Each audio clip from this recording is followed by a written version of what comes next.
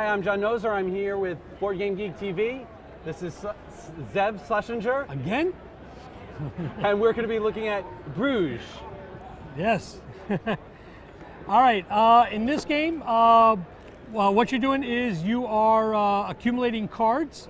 And the heart of the game, I feel, are the cards, because the cards do many different things. I think there's about 6 things you can do with the cards.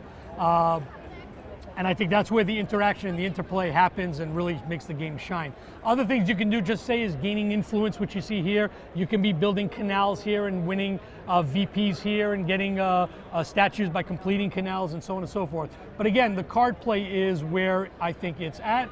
I'm just going to put some on the board here, for example. The actions on the right basically tell you what you can do with the cards. For example, you can use the card to either gain some workers in the color shown.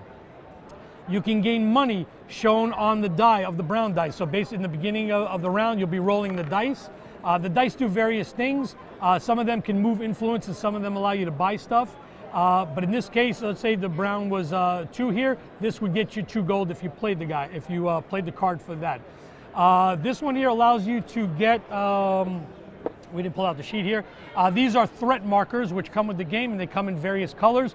What you need to watch out for is if you get 3 of a threat color, three of the same threat color, that threat happens. And there's like plagues, riots, and fire, and so on and so forth, and various things happen. Excuse me. And also you get, this one allows you, actually the X means you can remove a threat marker, so that's good. If you're collecting them, you can start getting rid of them. This also allows you to build a canal, so basically where your starting area is, you can start building canals from there. The next thing is you can use the card as a building. Notice the building icon here, which means you would turn it over in front of you and have a building.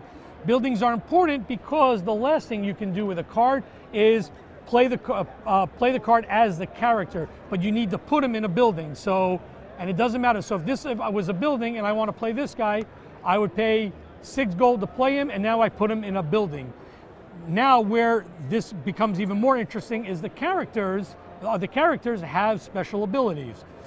This here shows you what kind of workers you need to expend to activate the ability. So in this case, you need to get rid of a yellow worker, and you'll have a collection of some workers, and as we said, you can get workers by playing cards. So this allows you to, for each crown person in your play area, you get a victory point. And that's the interaction. Some cards will give things to other players. Some will interact with other cards. I mean, this one is immediately take 1 worker and you get 3 VP. Some will allow people to remove things, remove threat markers. Some will give you threat markers. The cards, they just have so many different actions you can do. Anything with the arrow symbol here, that happens immediately. So as soon as you play it, you get the ability.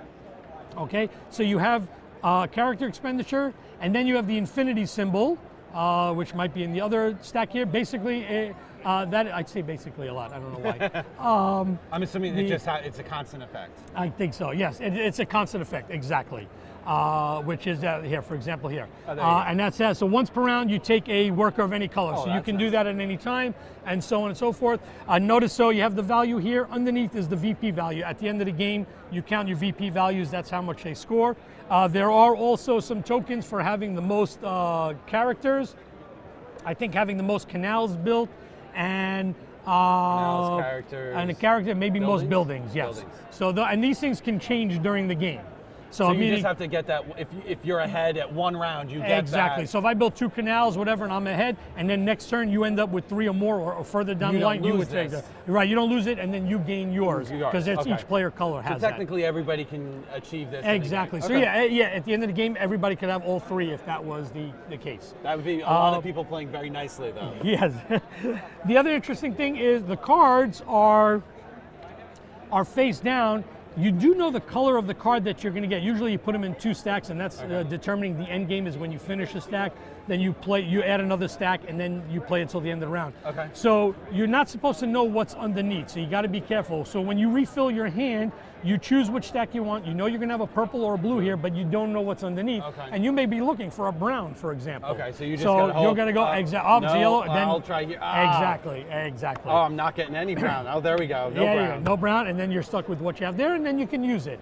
But that's the other little thing that your hand So management. you have a little you have to worry about. control over how you're refilling your hand, but not Correct. a lot. Exactly, because Okay. if you're looking for a particular color, that's an important thing. For example, let's say you had a great card. Let's say you had this card, for example, Yeah, you and need you brown need a people. yellow. Right. Well, here Oh, you he gives need you, but you yellow- need you yellow need activate. yellow. Oh, I need a yellow card so that I can play it to get a yellow character. Exactly. Okay, cool. And that's just the gist of the game, and you play whoever gets the most VP So wins. how many people does it play? I believe it's 2 to 4. And about how long does it play? Plays about an hour.